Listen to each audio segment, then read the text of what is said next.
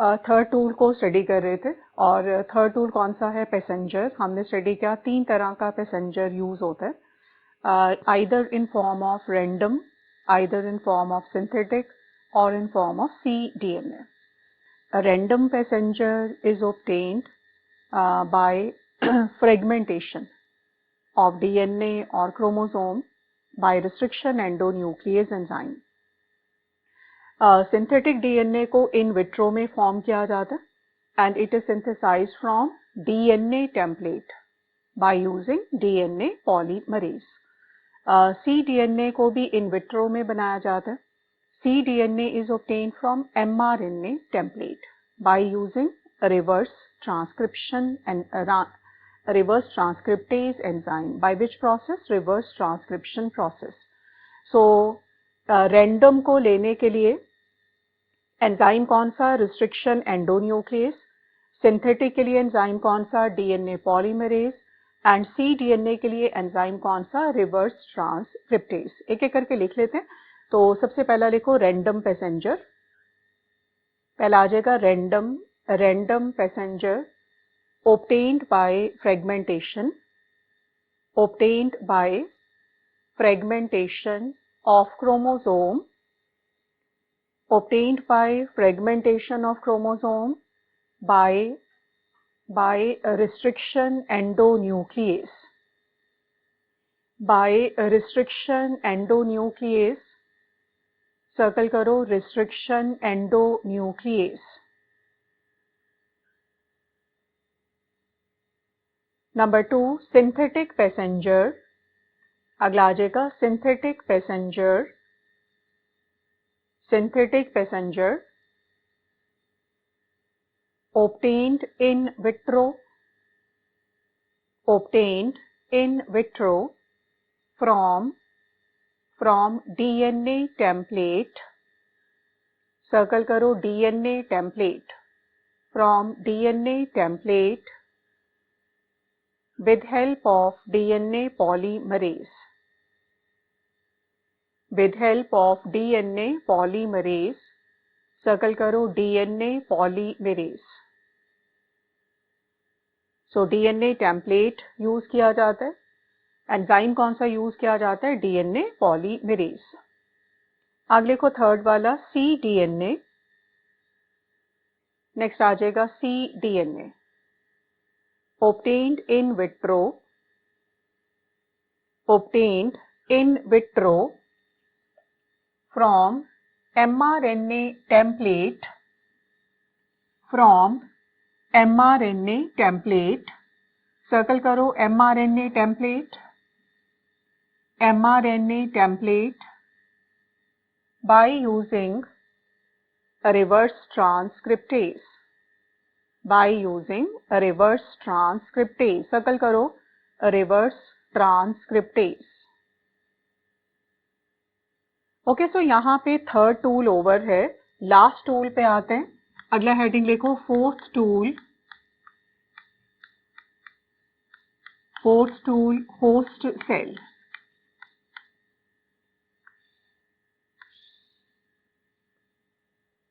Fourth tool आ जाएगा host cell, host cell. ठीक है, सो होस्ट सेल का थोड़ा सा स्टडी करते हैं। हमने ऑलरेडी पढ़ा कि हमारा जो होस्ट सेल है, इट डिपेंड्स अपॉन कि हमें कौन सा बायोलॉजिकल प्रोडक्ट जो है वो बनाना है। और होस्ट सेल में be prokaryotic cell, it may be eukaryotic cell, it may be bacterial cell और ईस्ट सेल, प्लांट सेल हो सकता है, may be fungal cell, animal cell और ह्यूमन सेल। तो एप्लीकेशंस ऑफ बायोटेक्नोलॉजी में हम सारे एग्जांपल्स पढ़ेंगे कि कहाँ पर ई कोलाई यूज़ होता है, या कहाँ पर जो है वो ह्यूमन सेल यूज़ हो रहा है, कहाँ पर जो है वो ईस्ट सेल वगैरह को यूज़ किया जाता है।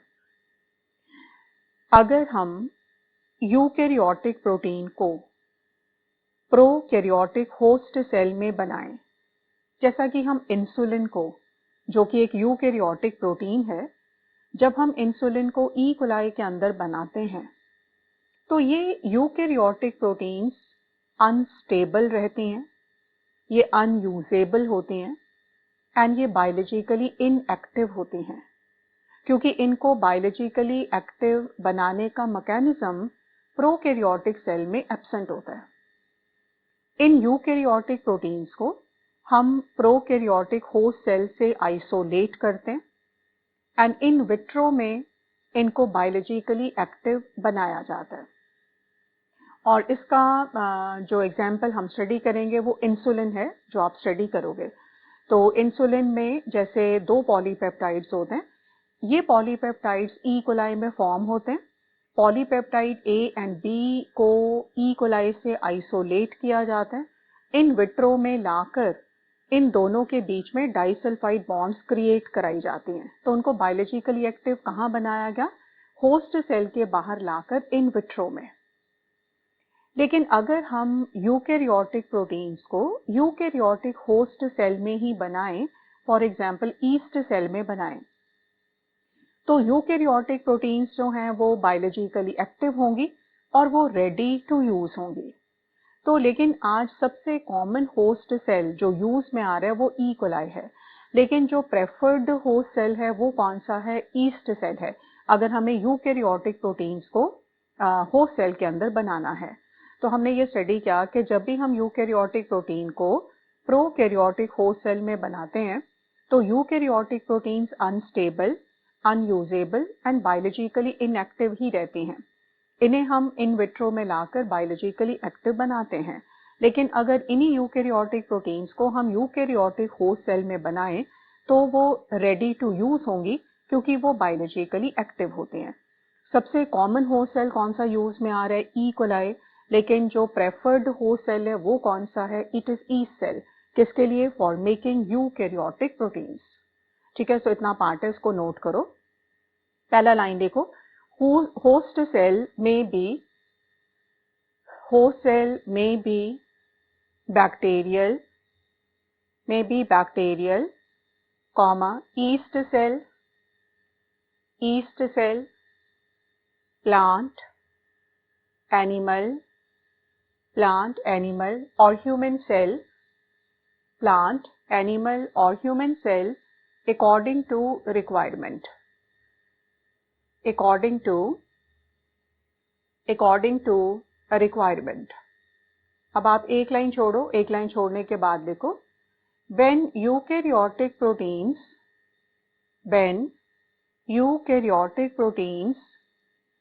are formed in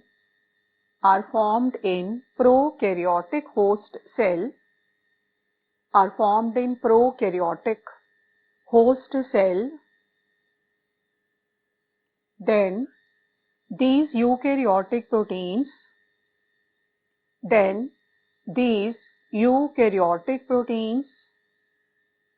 remains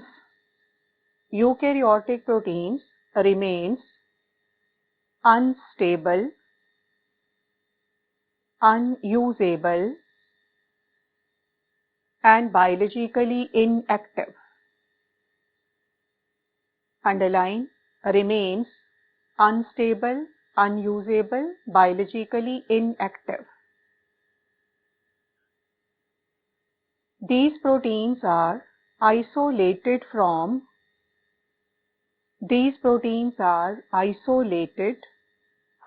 host cell,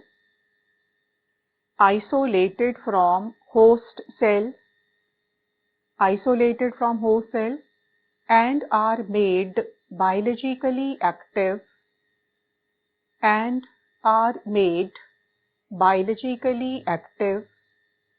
in vitro,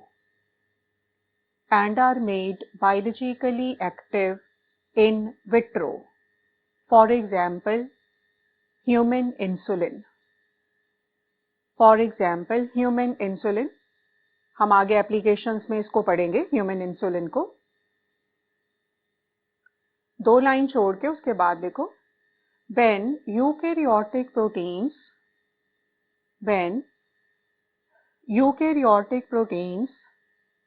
are formed in eukaryotic host cell, when eukaryotic proteins are formed in eukaryotic host cell, like yeast cell, underline yeast cell, then these proteins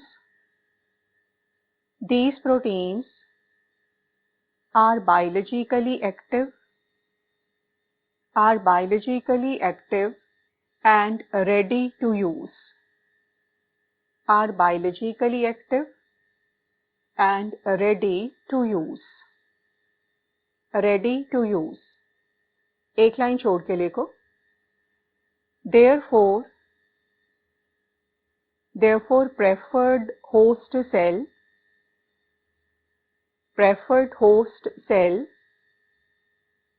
is yeast cell for making eukaryotic proteins. Is yeast cell for making eukaryotic proteins. पूरी line को circle करो. Yeast cell for making eukaryotic proteins. एक line छोड़ो, उसके बाद देखो. Common host cell used is E. coli. Common host cell used is E. coli. Circle कर लो. Common host cell used is E. coli. Okay, so यहाँ पर RDT की चारों रिक्वायरमेंट्स ओवर है. तो हमने कौन कौन सा रिक्वायरमेंट पढ़ा. पहले तो हमने एंजाइम्स को स्टडी किया. सेकेंड जो रिक्वायरमेंट या टूल हमने पढ़ा vector, third was passenger and fourth was host cell. तो रिक्वायरमेंट्स ओवर है. अब हम आरडीटी के मेथड को स्टडी करेंगे. ठीक है, सो आप अगला हेडिंग लिखो. अगला हेडिंग आ जाएगा method of RDT. Method of RDT.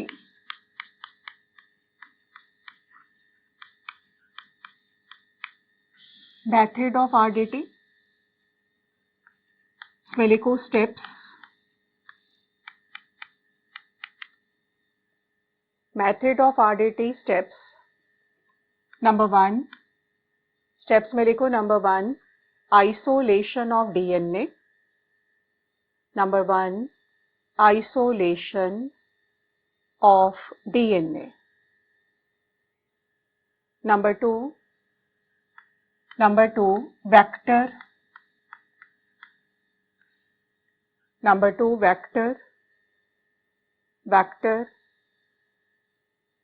and its modification. Vector and its modification. Number 3. Third step में लिखो insertion of foreign gene. Insertion of foreign gene into vector. Insertion of foreign gene into vector. Insertion of foreign gene into vector. Number 4. Fourth step में लिखो transformation.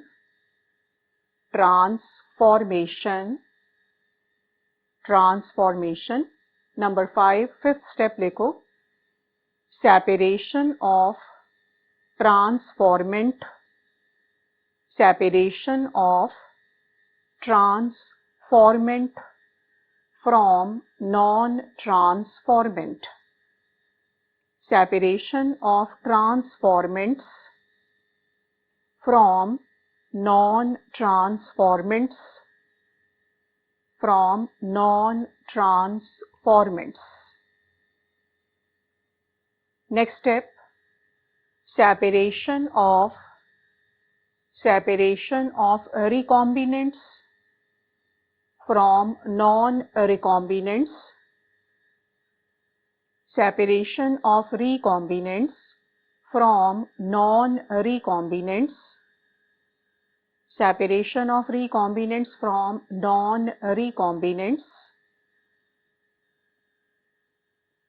Next step लिखो formation of formation of a recombinant protein in host cell,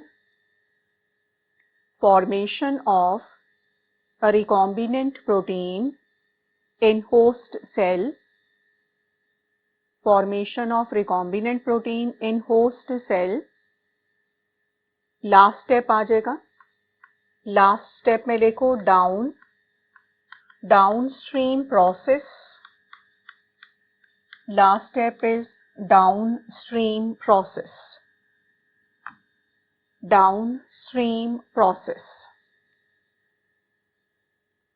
ठीक है, सो एक एक करके हम step को लेते हैं। तो आपने स्टेप नंबर 1 लिखा है आइसोलेशन ऑफ डीएनए, सेकेंड वाला स्टेप आपने लिखा vector and its modification, third आपने लिखा insertion of foreign gene into vector, उसके बाद का स्टेप है ट्रांसफॉर्मेशन, फिर है separation of transformant from non transformant, then separation of recombinant from non recombinant, and formation of recombinant protein within host cell, and last आ जाएगा downstream process. Step number 1 पर आते हैं, आइसोलेशन ऑफ डीएनए। यहाँ पे DNA जो है वो पैसेंजर या फॉरेन जीन है। तो फॉरेन जीन या पैसेंजर, हम जो यहाँ पे मेथड पढ़ रहे हैं, ये मेथड है कि रैंडमली हम उसको कैसे लेते हैं, जो रैंडम पैसेंजर हमने स्टडी किया था। तो डीएनए जो है इट इज़ टेकन फ्रॉम जो भी रिक्वायरमेंट है। अगर आपको बैक्टीरिया का नाइट्रोजन फिक्सिंग का जीन क्लोन करना है तो आप बैक्टीरियल सेल में से डीएनए लोगे। अगर आपको फंगल सेल का काइटिनेज को बनाने वाला जीन क्लोन करना है तो आप फंगल सेल से डीएनए को लोगे।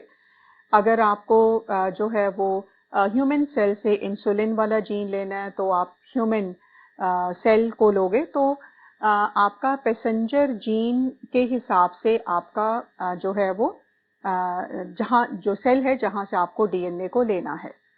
सो DNA can be taken from bacterial cell और फंगल सेल और प्लांट सेल और एनिमल सेल और ह्यूमन सेल।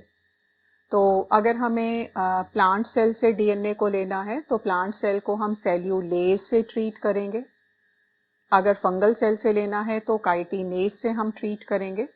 अगर बैक्टीरियल सेल से लेना है तो हम लाइसोजाइम से ट्रीट करेंगे।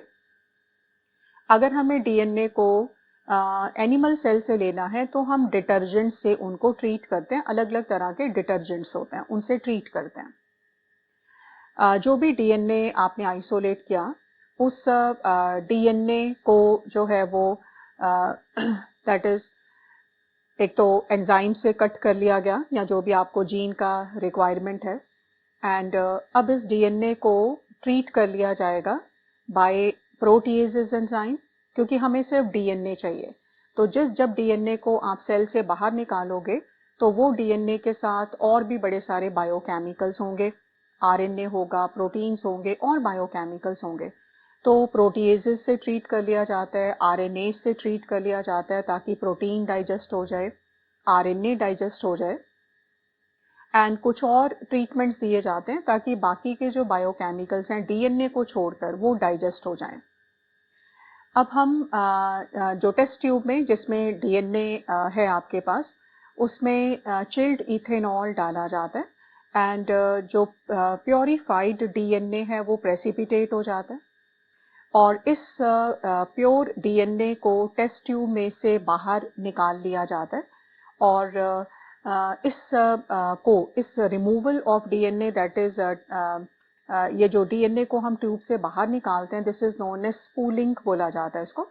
और फिर इस डीएनए, ये जो डीएनए है इसको रिस्ट्रिक्शन एंडोन्यूक्लियस एंजाइम से कट करके और फिर डीएनए के फ्रेगमेंट्स को जेल इलेक्ट्रोफोरेसिस से सेपरेट कर लिया जाता है। हमने ऑलरेडी पढ़ा हुआ है, जेल प्लेट के ऊपर डीएनए के फ्रेगमेंट्स अपने आप को अपने साइज एंड मॉलिक्यूलर वेट के अकॉर्डिंगली अरेंज कर लेते हैं एंड इन डीएनए मॉलिक्यूल्स को जो है वो डाई कर लिया जाता है एथिडियम ब्रोमाइड के साथ, स्टेन से डाई कर लिया जाता है।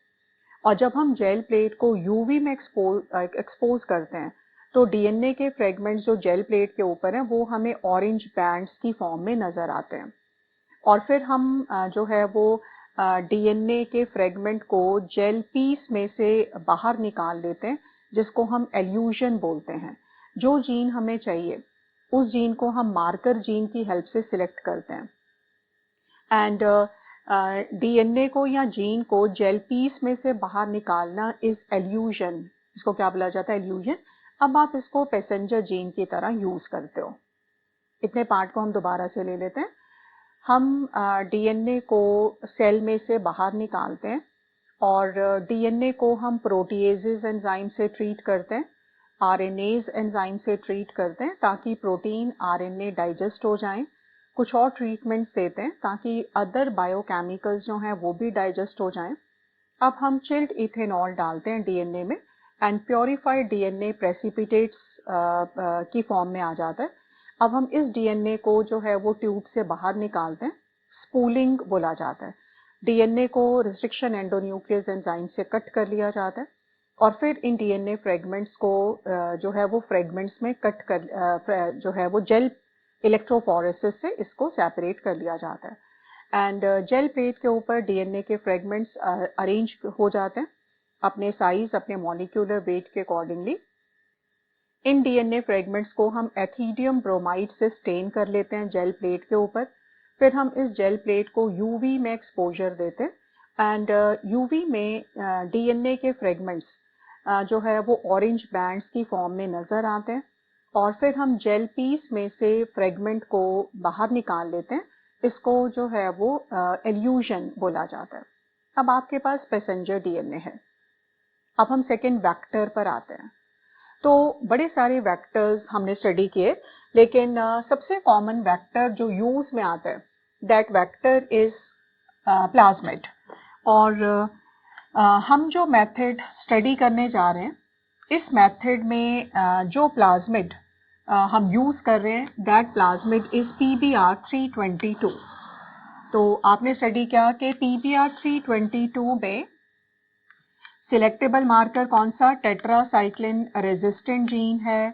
देन कौन सा है? एम्पीसिलिन रेजिस्टेंट जीन है।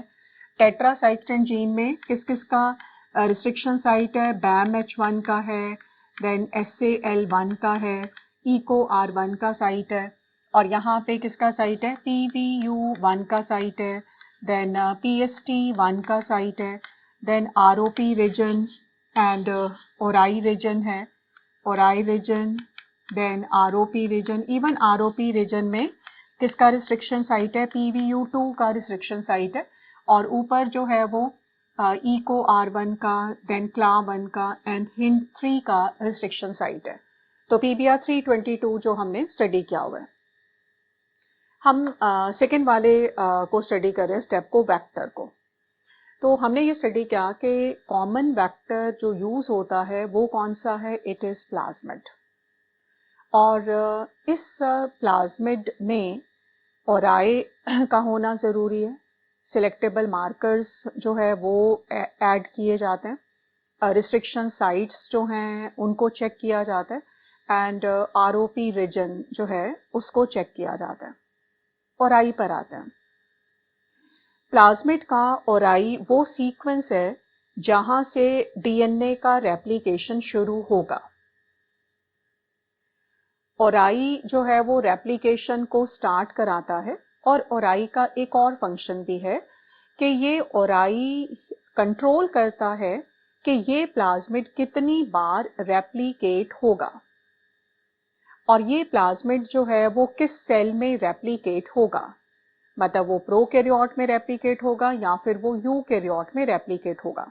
क्योंकि ORI जो है वो क्योंकि PBr322 हम E. coli में यूज करते हैं, तो इसका ORI PBr322 को सिर्फ कहाँ रेप्लिकेट कराएगा? प्रोकैरियोटिक सेल में ही रेप्लिकेट कराएगा। ORI के दो फंक्शन। पहला फंक्शन हमने कौन सा पढ़ा कि रेप्लिकेशन ORI से स्टार्ट होता है। सेकेंड फंक्शन आपने पढ़ा कि ORI जो है वो नंबर ऑफ कॉपीज को भी कंट्रोल करता है कि प्लाज्मिड की कितनी कॉपीज बनेंगी। 100 कॉपीज हैं, 5 कॉपीज हैं, जो भी हैं, कितनी कॉपीज बनेंगी। तो ORAI आपकी रिक्वायरमेंट के अकॉर्डिंग होता है। मतलब अगर आप प्रोसेस कमर्शियली यूज़ कर रहे हो, कमर्शियल पर्पस के लिए यूज़ कर रहे हो, तो आप ऐसा ORAI सिलेक्ट करते हो जो ज़्यादा कॉपी नंबर्स को फॉर्म करे। सेकेंड पर आते हैं सिलेक्टेबल मार्कर्स। ये सिलेक्टेबल मार्कर्स स्पेशल जीन्स होती हैं और ये सिलेक्टेबल मार्कर्स हमें हेल्प करेंगे to separate transformant host cell from non-transformant host cell and to separate recombinant from non-recombinant। हम मेथड पढ़ेंगे, ठीक है, तो आपको समझ में आ जाएगा। आपने ई कोलाई के अंदर जब प्लाज्मिड डाला और अगर ई कोलाई के अंदर प्लाज्मिड चला गया, PBr 322 अगर चला गया, तो ई कोलाई ट्रांसफॉर्म हो जाएगा, और अगर ये नहीं गया तो ई कोलाई नॉन ट्रांसफॉर्मेंट रहेगा। तो हमें ये कैसे पता चलेगा कि ई कोलाई के अंदर प्लाज्मिड जा चुका है? इसके लिए हमें सिलेक्टेबल मार्कर को यूज करना पड़ता है, ठीक है। तो हम आगे पूरे प्रोसेस को स्टडी करेंगे, आपको क्लियर हो जाएगा। सो सिलेक्टेबल मार्कर आपको हेल्प करता है to select transformant from non transformant and to select recombinant from non-recombinant। Important point है कि selectable marker जो है they are used according to host cell। For example, E. coli में हम PBr 322 को यूज करते हैं and E. coli can be killed by 4 antibiotics: ampicillin, tetracycline, kanamycin and chloramphenicol। हम इन 4 एंटीबायोटिक रेजिस्टेंट जीन्स में से एनी 2 रेजिस्टेंट जीन्स को as selectable marker उस प्लाज्मिड में यूज कर सकते हैं जिस प्लाज्मिड को हमें ई कोलाई में यूज करना है। हमने PBr 322 बनाया और उसमें इन चारों में से कौन सी 2 एंटीबायोटिक रेजिस्टेंट जीन इनकॉर्पोरेट की? वन इज एम्पीसिलिन और एक कौन सा? Tetracycline resistant gene. क्यों कैनामाइसिन को या क्लोरमफेनिकोल को यूज नहीं किया गया, ये हम आगे समझेंगे, या आपको समझ में आ जाएगा। एक बार हम दोबारा से ले लेते हैं। हम यहाँ पे स्टडी कर रहे हैं कि सिलेक्टेबल मार्कर स्पेशल जीन्स होती हैं और ये हमें हेल्प करेंगी ये फाइंड आउट करने में कि ट्रांसफॉर्म्ड होस्ट सेल कौन सा है, नॉन ट्रांसफॉर्म्ड होस्ट सेल कौन सा है, रिकॉम्बिनेंट होस्ट कौन सा है, नॉन रिकॉम्बिनेंट होस्ट कौन सा है। लेकिन हम सिलेक्टेबल मार्कर्स को अकॉर्डिंग टू होस्ट सेल जो है वो इंसर्ट करते हैं प्लाज्मिड में। तो मैं एक एग्जांपल मैंने आपको समझाया कि हमारा होस्ट सेल अगर ई कोलाई है तो ई कोलाई के अंदर हम PBr 322 को यूज कर रहे हैं एंड ई कोलाई को हम 4 एंटीबायोटिक से किल कर सकते हैं: एम्पीसिलिन, टेट्रासाइक्लिन, कैनामाइसिन, क्लोरमफेनिकोल। तो आप इन चारों में से एनी 2 एंटीबायोटिक रेजिस्टेंट जीन को यूज कर सकते हो as selectable marker in plasmid जिसे आपको ई कोलाई में डालना है। तो अल्टीमेटली ई कोलाई के लिए जो प्लाज्मिड बनाया गया PBr 322 उसमें इन 4 एंटीबायोटिक रेजिस्टेंट जीन में से 2 को यूज कर लिया गया, ampicillin and tetracycline resistant gene को, बाकी 2 को यूज नहीं किया गया। तो उसका रीजन आप पढ़ोगे। अब हम आते हैं थर्ड पर। हमने ऑलरेडी पढ़ा था रिस्ट्रिक्शन साइट जो है, मतलब रिस्ट्रिक्शन साइट जो है वहाँ पे वो एक सीक्वेंस है जो sequence enzyme restriction endonuclease enzyme जिसको रिकॉग्नाइज कर सकता है। और मैंने आपको समझाया था कि ये जो सीक्वेंसेस होते हैं ये सीक्वेंसेस को इंसर्ट नहीं किया गया, ये sequences are natural part of genes. मतलब PBr 322 को जब बनाया गया तो अलग अलग बैक्टीरिया के अलग अलग प्लाज्मिड्स पार्ट को जोड़कर इसको बनाया गया है। इसमें कुछ पार्ट जो है वो ई कोलाई के प्लाज्मिड का है, कुछ पार्ट अलग अलग बैक्टीरिया के प्लाज्मिड्स के हैं।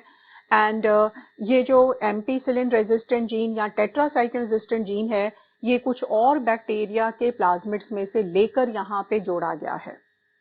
तो यहाँ पर यहाँ का सीक्वेंस सेल 1 एंजाइम कट कर सकता है, यहाँ के सीक्वेंस को BAMH1 कट कर सकता है, लेकिन ये जो सीक्वेंसेस हैं ये सारे sequences are part of this DNA. They are part of this DNA. They are not incorporated from outside. तो रिस्ट्रिक्शन साइट जो है, अगर मान लो यहाँ पे रिस्ट्रिक्शन साइट हमें अल्टीमेटली जो पैसेंजर इंसर्ट करना होता है वो सिलेक्टेबल मार्कर में करना होता है। तो अगर आप BAMH1 यूज करोगे तो आपका सिलेक्टेबल मार्कर जो है, कौन सा वाला सिलेक्टेबल मार्कर कट हो जाएगा? टेट्रासाइक्लिन वाला। हम RDT में प्रेफर करते हैं कि जो प्लाज्मिड है उसमें एक रिस्ट्रिक्शन साइट हो, क्योंकि अगर प्लाज्मिड में बहुत सारी रिस्ट्रिक्शन साइट होती हैं तो प्रोसेस काफ़ी ज़्यादा कॉम्प्लिकेट हो जाता है। कैसे कॉम्प्लिकेट हो जाता है? क्योंकि जो है वो प्लाज्मिड को अगर हम होस्ट सेल में जब डालते हैं तो कई बार ऐसा होता है कि हमारा प्लाज्मिड जो है वो फ्रेगमेंट्स में ब्रेक हो जाता है। और ऐसा क्यों होता है? हमने रिस्ट्रिक्शन एंडोन्यूक्लियस एंजाइम में एक पॉइंट पढ़ा था कि बैक्टीरिया का जो अपना DNA है, उस DNA में सीक्वेंसेस प्रेजेंट होते हैं, जो sequences can be recognised by restriction endonuclease enzyme. लेकिन बैक्टीरिया के अंदर मॉडिफिकेशन एंजाइम बन जाता है और ये मॉडिफिकेशन एंजाइम बैक्टीरिया के DNA पर मिथाइल ग्रुप ऐड कर देता है, जिसकी वजह से restriction endonuclease enzyme bacterial DNA को रिकॉग्नाइज नहीं कर पाता और बैक्टीरिया का DNA जो है वो कट नहीं होता एंड फाज का DNA कट हो जाता है। तो जैसे मान लो कि अगर जब हम इसको यूज करेंगे कहाँ पर, ई कोलाई में अगर हम इसको यूज करेंगे तो ई कोलाई जो है वो तो ईको R1 को फॉर्म करता है। तो जैसे ही आप इसको डालोगे तो ये जो एंजाइम है वो तो इसको यहाँ से कट कर देगा। और भी कोई एंजाइम जो है वो उसमें प्रेजेंट बन सकता है बैक्टीरिया में, होस्ट सेल में, जो कि प्लाज्मिड में कहीं पर कोई रिस्ट्रिक्शन साइट है वहाँ पे वो एंजाइम जो है वो प्लाज्मिड को कट कर सकता है, क्योंकि ये एंजाइम्स तो बनते ही बैक्टीरिया में हैं। इसीलिए ये प्रेफरेंस होती है कि हम जो भी प्लाज्मिड बनाएं उस प्लाज्मिड में सिंगल रिस्ट्रिक्शन साइट हो, और अगर प्लाज्मिड में सिर्फ एक रिस्ट्रिक्शन साइट होगा तो अगर एक ही रिस्ट्रिक्शन साइट होगा तो उस साइट, मान लो ये रिस्ट्रिक्शन साइट है, यहाँ पे आपका पैसेंजर इनकॉर्पोरेट हो गया, अब प्लाज्मिड में कहीं रिस्ट्रिक्शन साइट है ही नहीं। तो जब आप इस प्लाज्मिड को बैक्टीरिया में डालोगे तो बैक्टीरिया में कोई सा भी रिस्ट्रिक्शन एंडोन्यूक्लियस एंजाइम बन जाए लेकिन वो इस प्लाज्मिड को कट नहीं कर पाएगा। सो हम कौन से प्लाज्मिड्स प्रेफर करते हैं? जिन प्लाज्मिड्स में सिंगल रिस्ट्रिक्शन साइट हो, क्योंकि अगर रिस्ट्रिक्शन साइट का नंबर ज़्यादा हुआ तो प्लाज्मिड का फ्रेगमेंटेशन हो सकता है, प्रोसेस कॉम्प्लिकेट हो सकता है। तो हमें प्लाज्मिड को यूज करने से पहले उन साइट्स को मॉडिफाई करके डालना पड़ता है। इसीलिए लेकिन हमारे पास जो इस समय प्लाज्मिड्स हम यूज कर रहे हैं, ऐसा कोई ऐसा प्लाज्मिड नहीं है जिसमें एक ही रिस्ट्रिक्शन साइट हो, लेकिन ये सारे वही प्लाज्मिड हैं जिनमें है तो बहुत सारी रिस्ट्रिक्शन साइट्स, लेकिन इनको हम कमर्शियली जो है वो यूज कर रहे हैं और ये काफी सक्सेसफुल प्लाज्मिड्स हैं। अगले पार्ट पे आते हैं। आरओपी हमने पढ़ा था। आरओपी उन प्रोटीन्स को फॉर्म करता है उन एंजाइम्स को फॉर्म करता है which are required for replication of plasmid. तो यहाँ पे सेकेंड वाला जो है वो ओवर है। सेकेंड स्टेप में हमने स्टडी किया वेक्टर, और सबसे कॉमन वेक्टर हम यूज करते हैं प्लाज्मिड में ori, then selectable markers, restriction sites and ROP region. और आई से रेप्लिकेशन स्टार्ट होगा और आई जो है वो कॉपीज के नंबर को भी कंट्रोल करेगा एंड प्रोकैरियोट का एंड यूकैरियोट का और आई का सीक्वेंस अलग होगा एंड और आई हमारी रिक्वायरमेंट के अकॉर्डिंगली जो है वो इंसर्ट किया जाता है। फिर हमने पढ़ा सिलेक्टेबल मार्कर्स जो हैं वो स्पेसिफिक जीन्स होती हैं एंड इन जीन्स को प्लाज्मिड में इनकॉर्पोरेट किया जाता है and selectable markers are helpful to select transformant and to select recombinants and selectable markers जो हैं they are inserted according to host cell.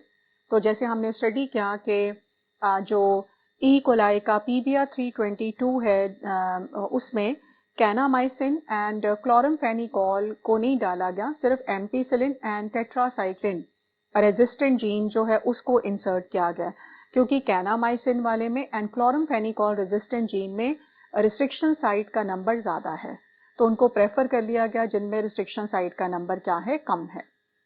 फिर हमने स्टडी किया कि हम उन प्लाज्मिड्स को प्रेफर करते हैं जिनमें रिस्ट्रिक्शन साइट का नंबर कम हो, क्योंकि अगर रिस्ट्रिक्शन साइट का नंबर ज़्यादा होगा तो जब हम इस प्लाज्मिड को बैक्टीरियल सेल में डालेंगे तो बैक्टीरियल सेल में जो रिस्ट्रिक्शन एंडोन्यूक्लियस एंजाइम्स बन जाते हैं वो एंजाइम इन प्लाज्मिड को कट कर देंगे तो प्लाज्मिड का ही फ्रेगमेंटेशन हो जाएगा। तो इसीलिए जो है वो हम किन प्लाज्मिड्स को प्रेफर करेंगे जहां पर एक साइट है और इसी एक साइट पे पैसेंजर इनकॉर्पोरेट हो जाएगा तो कोई स्कोप नहीं रहेगा कि कहीं और कोई रिस्ट्रिक्शन साइट है जहां पर प्लाज्मिड जो है वो कट हो पाए। एंड आरओपी रीजन जो ऐसी प्रोटीन को फॉर्म करता है जो कि प्लाज्मिड को रेप्लिकेट कराते हैं। ठीक है, तो पहले हम ये वाले दो पार्ट को लिख लेते हैं फिर हम थर्ड वाले स्टेप पर आएंगे। तो सबसे पहला आप लिखो number 1 isolation of DNA. Step number 1 आएगा, step number 1 isolation of DNA. Isolation of DNA इसमें लिखो DNA can be taken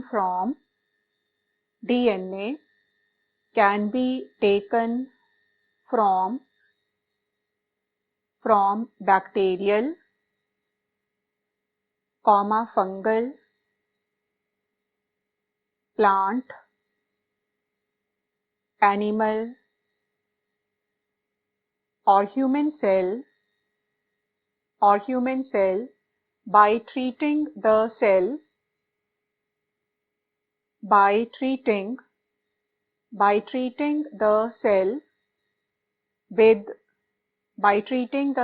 with lysozyme or chitinase, chitinase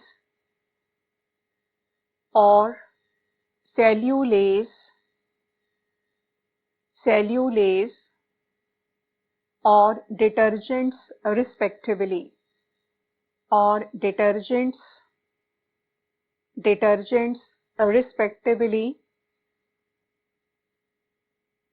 Next line में लिखो DNA is treated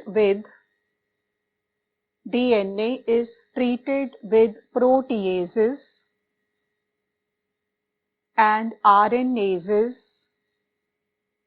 circle करो proteases, RNases to digest proteins and RNA, to digest proteins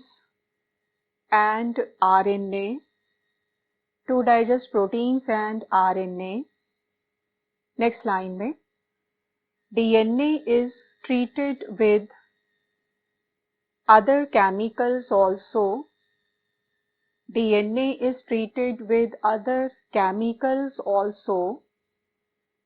to digest other biochemicals,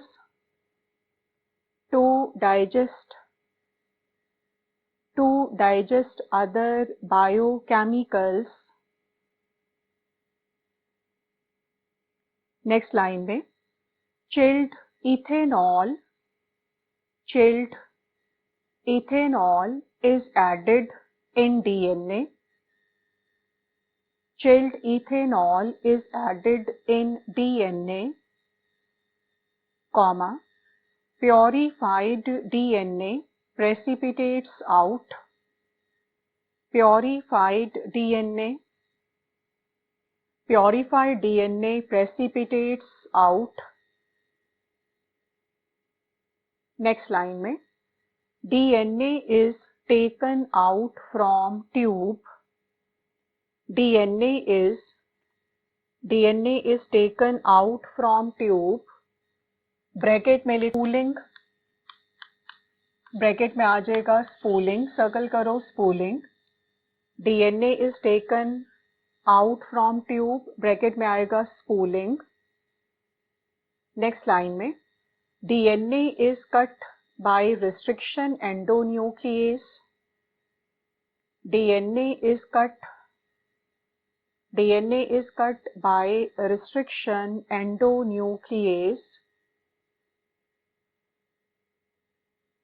next line में DNA fragments are separated by gel electrophoresis, DNA fragments are separated by gel electrophoresis.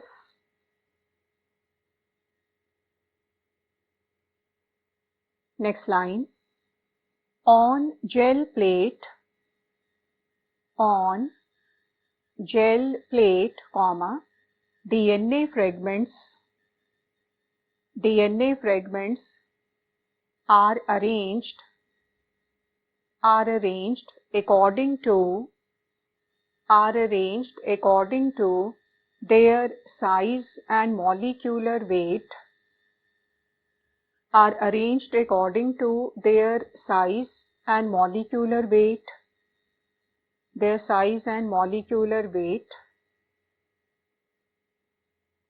आगे next line में DNA fragments are stained with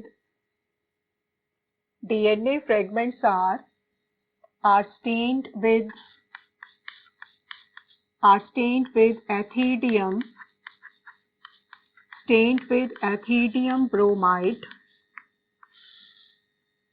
circle ethidium bromide, DNA fragments are stained with ethidium bromide. Next line, gel plate is exposed to UV, gel plate is exposed to UV, underline exposed to UV. Next line में DNA fragments appear as orange bands, DNA fragments appear as orange bands on gel plate, appear as orange bands on gel plate, bracket में in UV. Next line, DNA is taken out from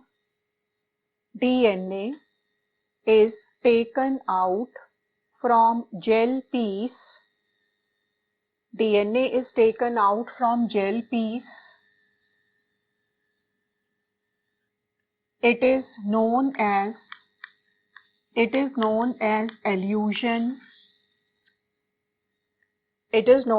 elution. Circle करो elution.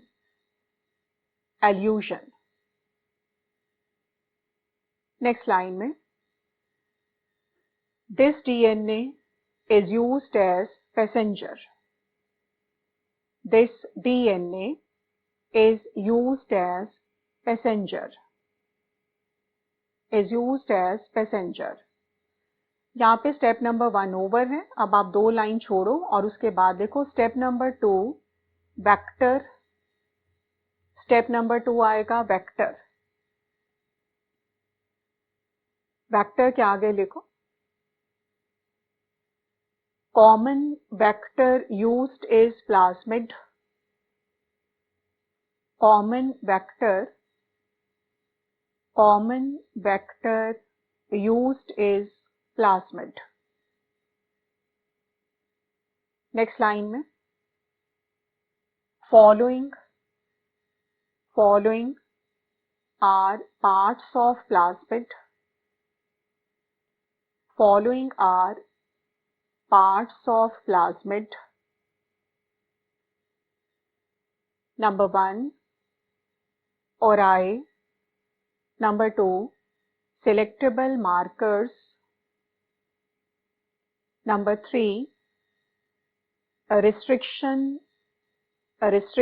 sites.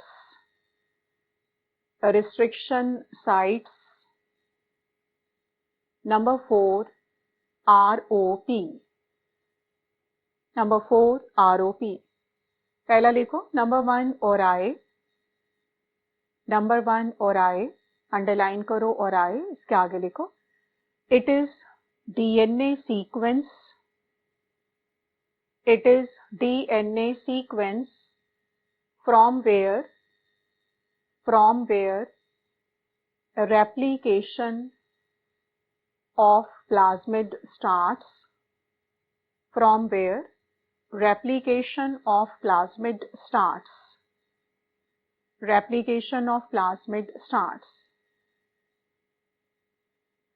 अगली line में any DNA fragment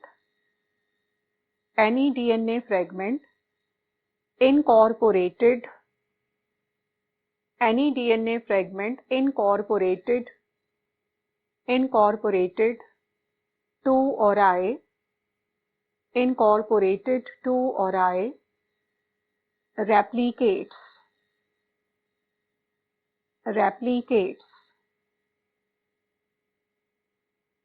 ORAe controls number of copies. ORAe controls number of copy formation. Number of copy formation of plasmid. Number of copy formation of plasmid. Some ORAe controls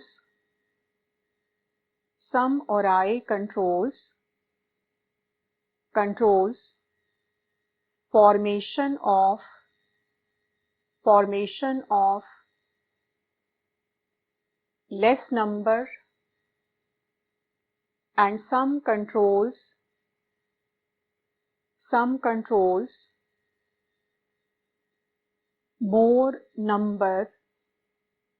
more number of copies of plasmid. More number of copies of plasmid. Therefore, ORAe is used according to a requirement. Therefore, ORAe is used according to a requirement.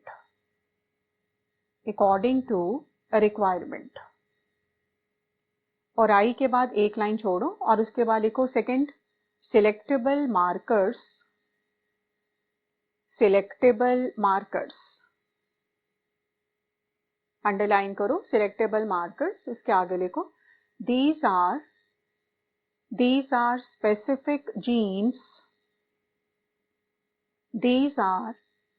specific genes. Incorporated in plasmid. Specific genes incorporated in plasmid.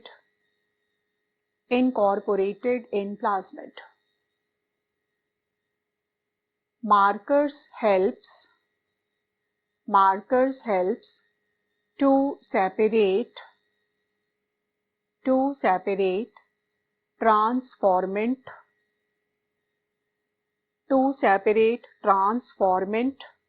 from non-transformant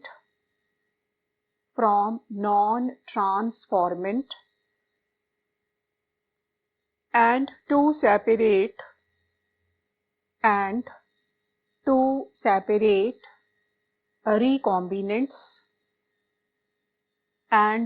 separate recombinants from non-recombinants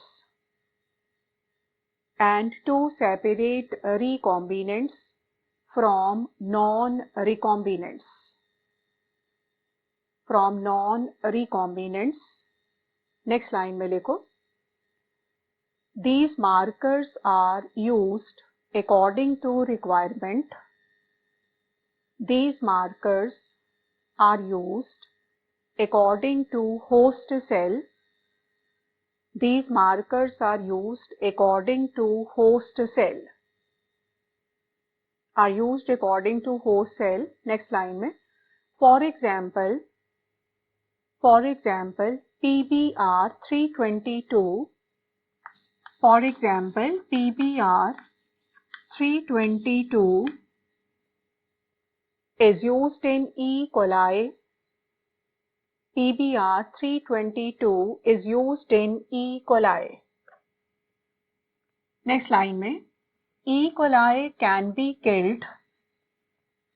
E. coli can be killed by E. coli can be killed by following antibiotics. E. coli can be killed by following antibiotics. Number 1, ampicillin.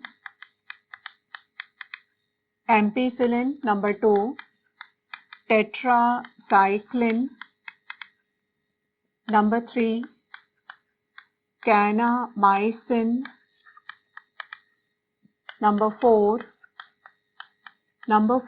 chloramphenicol. Chloramphenicol. E. coli can be killed by ampicillin, tetracycline, kanamycin, chloramphenicol. चारों को common circle में ले लो. Can be killed by tetracycline, kanamycin, chloramphenicol. में लिखो. Any two antibiotic resistant genes. Any two antibiotic resistant gene out of above 4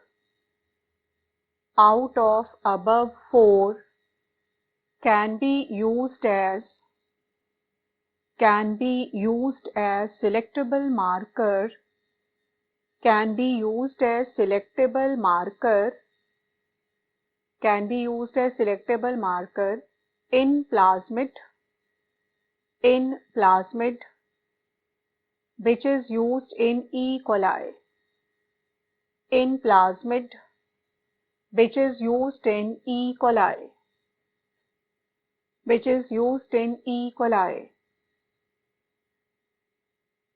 अगली line में. PBR 322 is with. PBR 322 is with ampicillin and tetracycline. Is with ampicillin and tetracycline resistant gene. Is with ampicillin and tetracycline resistant gene. So यहाँ पे selectable marker वाला part over है. Vector का आगे लिखो. Vector का third part, plasmid का third part. Restriction sites. अगला आ जाएगा restriction sites. Restriction sites.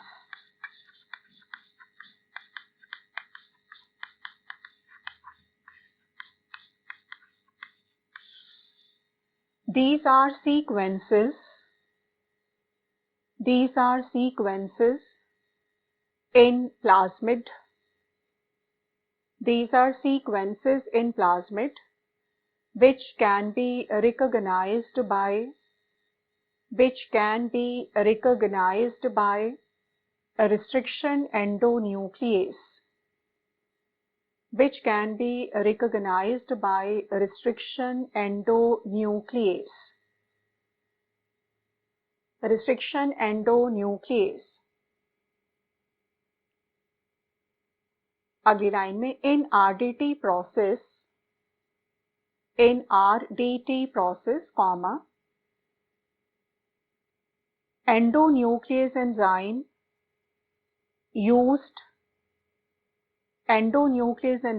is used according to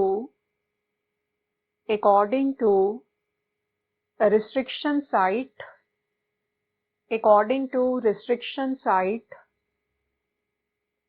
present in selectable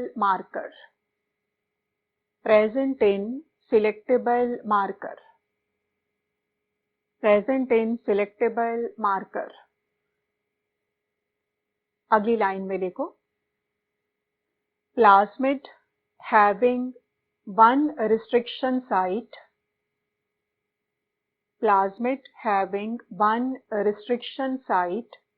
is preferred in RDT. पूरी लाइन को अंडरलाइन करो.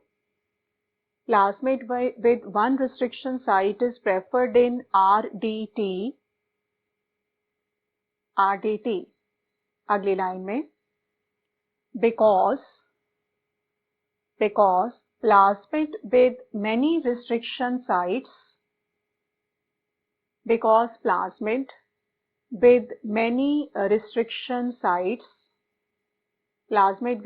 restriction sites will complicate the process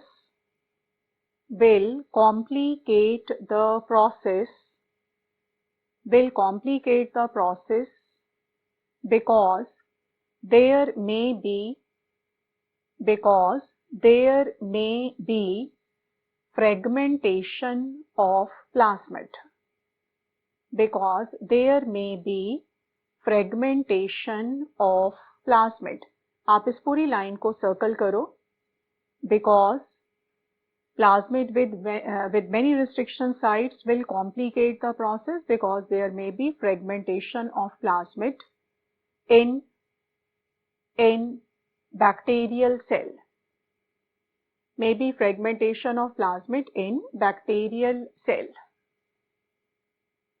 Next line में देखो.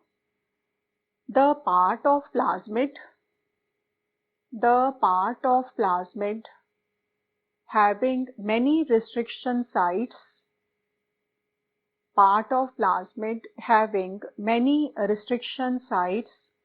is known as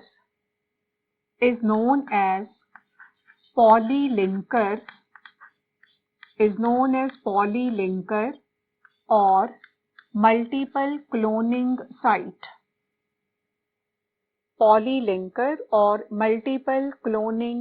हमने PUC में पढ़ा था इसको. सो अंडरलाइन कर लो. polylinker multiple cloning site. Next line में प्लाज्मिड का लास्ट पार्ट आ जाएगा. आगे लिखो ROP ब्रैकेट में replication of plasmid. ROP replication of plasmid.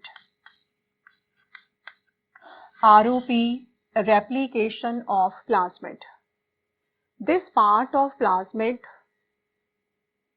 part of plasmid forms proteins required for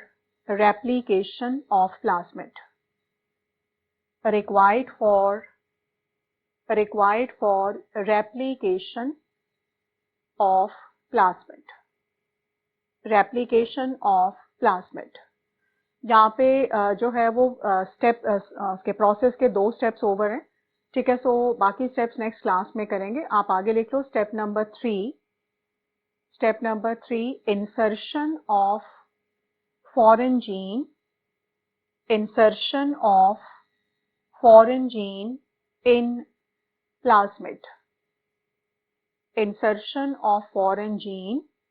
in plasmid. Bracket में